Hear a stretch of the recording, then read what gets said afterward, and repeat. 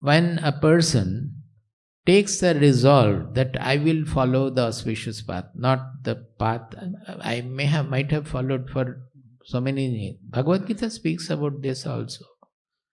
That apichet suduracharo bhajate mam ananya bhak sadhureva samantabhya samyak vyavasito hi saha. Here that last point is very important. The samyak vyavasita. That means he takes the resolve that I will tread the good path now.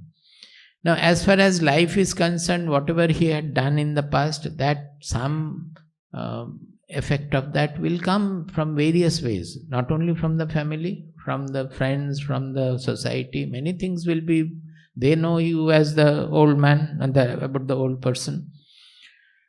So naturally, at that point, we should have the resolve to face the world also, which may be wrong in the present perspective, but if you think of the world, there is nothing wrong because they are considering you as the old person.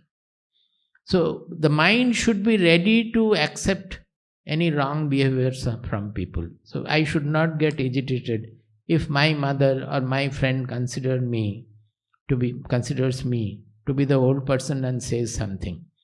What we can do is maximum we can say, yes, what you said is right, but I have taken a decision that I will be a changed person.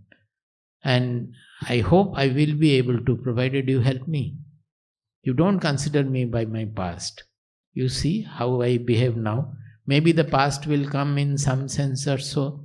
So I may misbehave sometimes. So you remind me at that time that you wanted to be a changed person. And I will change, I commit, I promise. Like that we can approach to the very close people. Even to the friends also you can say that this was the past, I have a change now. I want to tread a different path. So please reconsider your ideas about me. Many friends who were friends during your indulgent period will not like to be with you with the new results. So the friend circle will undergo a change. They will reject you. Some new friends will come for the new purpose.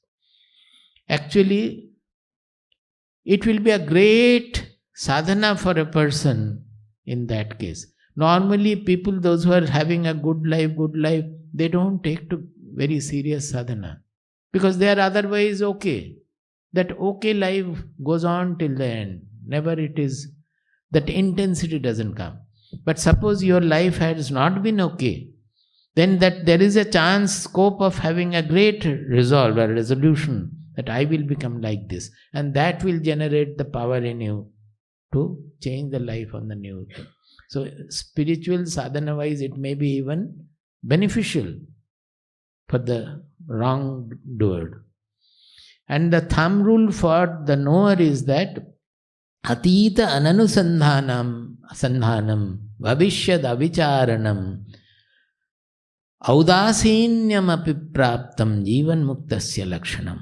There are many shlokas on how a free man behaves. Jivan mukta means one is having the moksha while he is living. That means he lives a free life, he doesn't have the bondages.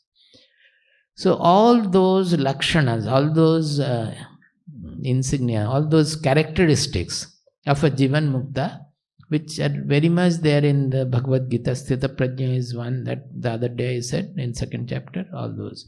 They are very important. Why?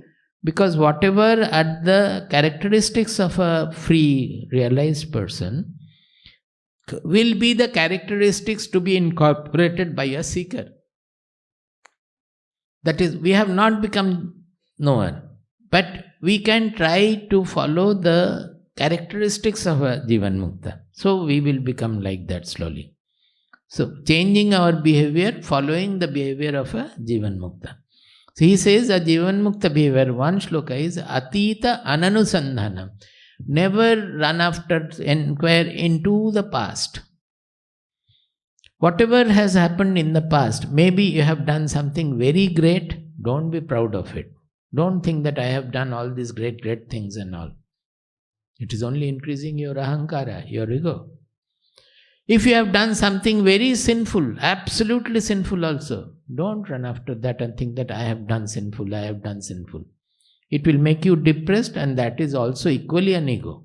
One ego is a aggrandized ego, another is a depressive ego. Both are ego. And as long as you give indulgence to the ego, the correction will not be efficient. See, let me take another example. Suppose the Guru tells the disciple that you have this defect. One seeker will react like that, oh, I am so bad. I will not be able to do anything. That is, he is becoming depressed. Now, this is an ego which is causing depression. Whenever it is causing depression, it is ego. Similarly, suppose the Guru praises a quality in a seeker. Say, oh, Swamiji said like that, I am very great. Gone. For him also it is ego. So what he should do is that when it is a defect pointed out, very phenomenologically, dispassionately, oh, I have that defect, I have to correct it. If you don't have that depression, then the correction becomes possible and efficient also. You can easily correct it. Similarly, when some good quality is praised, you must know that, oh, it means that this is a good quality, praiseworthy quality, which my Guru pointed out. So I should cultivate it all the more. It's not that I am great. Just the opposite. Oh, this is a good quality and I have that, I should try to cultivate it all the more. The moment it is elation or depression, it is ego. How to spot this ego and treat, I am telling you. That spot it right there and then. The moment there is an elation, it is ego. The moment there is a depression, it is ego. If it is a case of depression, you won't be able to correct the negative quality. If it is elation, you will be losing the good quality by that. So, atita ananusandhanam bhavishyada vicharanam. Similarly, as you are not supposed to inquire into the past, whether you have done something great or something sinful, equally so, bhavishyada vicharanam. Don't loiter in the future. Don't think about, imagine the future.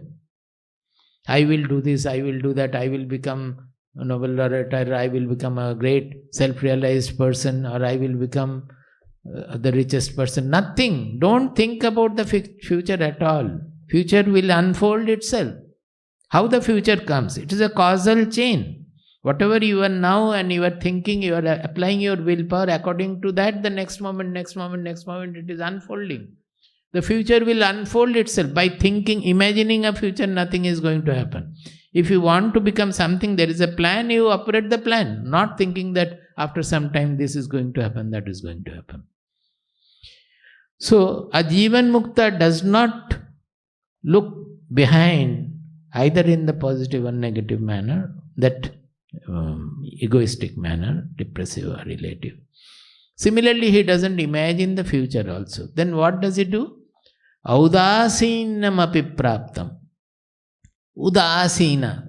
Udasina doesn't mean forlorn or anything. Udasina means ut asina. Asina means seated. Ut means elevated. That is Udasina. The real meaning of Udasina is one who is seated at a high pedestal. That is, his mind is always seated at a very elevated pedestal. He doesn't bother about small things, bad, this, good and all. He thinks always in terms of noble ideals, noble things, expansion and all-embracing love, all-embracing devotion, like that. So his mind rests in that elevated state. He doesn't go behind the past, not even imagine the future. This will happen, that will happen, or this happened, that happened. Does it answer you?